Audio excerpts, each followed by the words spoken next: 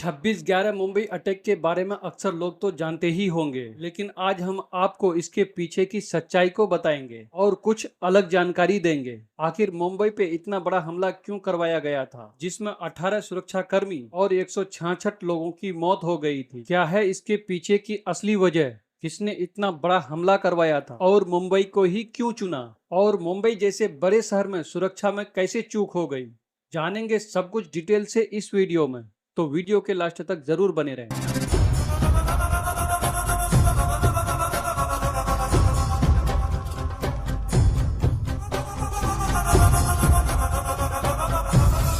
तो हेलो दोस्तों, स्वागत है आपका हमारे चैनल रियल टॉक्स पे। आज हम आपको बताएंगे 26/11 मुंबई अटैक के बारे में। तो चलिए शुरू करते हैं। जैसा कि आप लोग जानते हैं कि आज से लगभग 16 साल पहले 10 पाकिस्तानी आतंकवादी समुद्र के रास्ते से 26 नवंबर 2008 को मुंबई में घुस गया था और अंधाधुंध गोलीबारी की थी, जिससे 18 सुरक्षा कर्मी की मौत हो गई थी और 166 लोग मारे गए थे और बहुत सारे लोग घायल भी हुए थे। हमले में करोड़ों रुपए की संपत्ति को नुकसान पहुंचा था।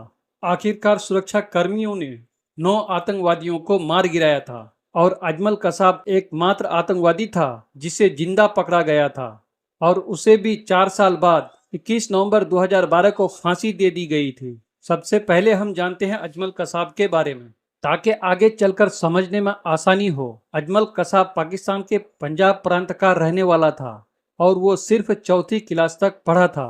अजमल कसाब ने अपनी मां का नाम नूर इलाही और पिता का नाम आमिर बताया था और उसके पिता दही बड़े बेचा करते थे।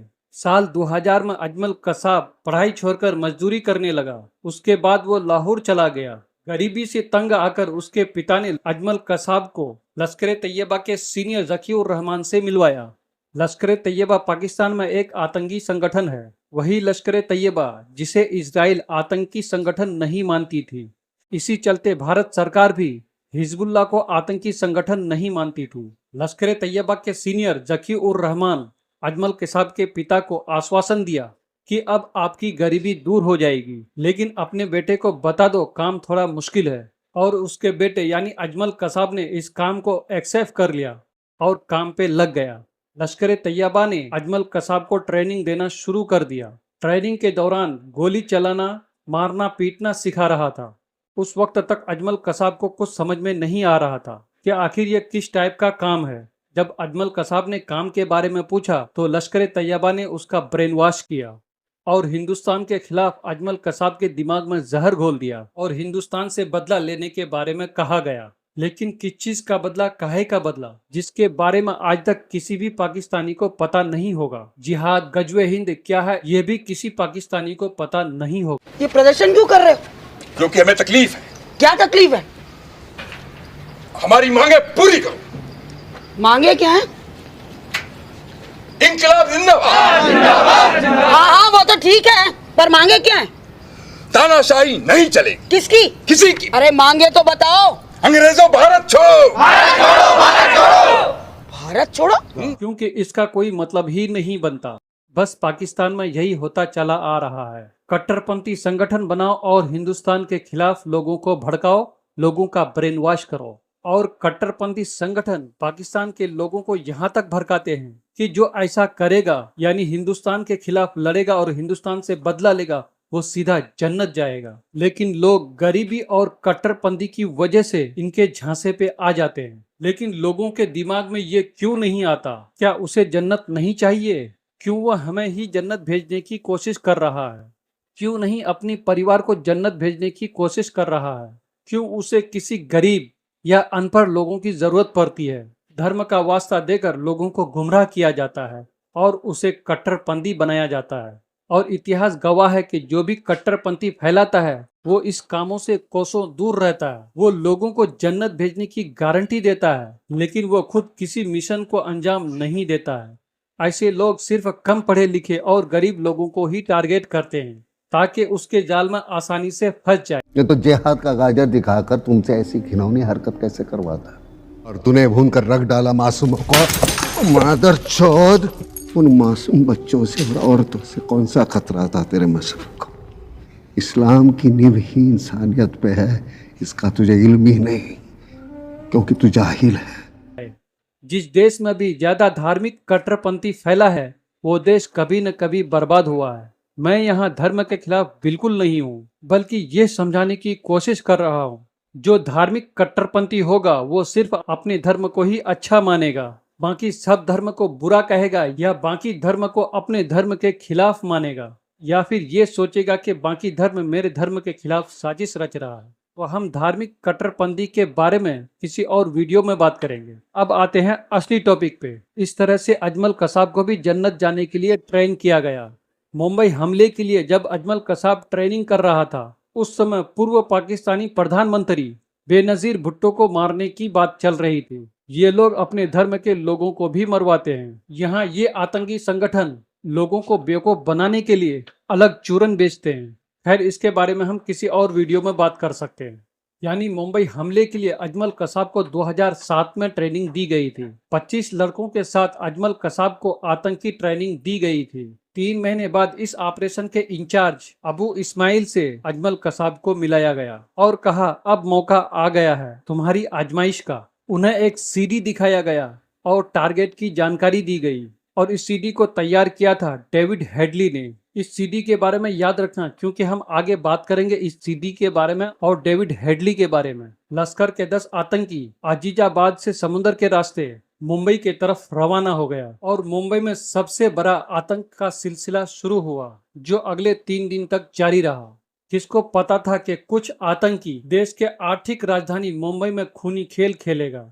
हालांकि आप लोग 26/11 के ऊपर बहुत सारे वीडियोस देखे होंगे या आर्टिकल पढ़े होंगे या आपको जानकारी होगी, इसलिए हम इसके बारे में ज्यादा बात नहीं करेंगे। जानने की कोशिश करेंगे कि आखिर सुरक्षा में क्या कमी थी और इसके बाद ऐसे हमले से निपटने के लिए भारत सरकार ने क्या क्या सुधार किया, क्योंकि इस हमले के बाद देश के तटीय शहरों की सुरक्षा को लेकर बड़ा सवाल खड़ा होने लगा था। इसे देखते हुए भारतीय नौसेना ने समुद्री रक्षा का ओवरऑल चार्ज संभाला।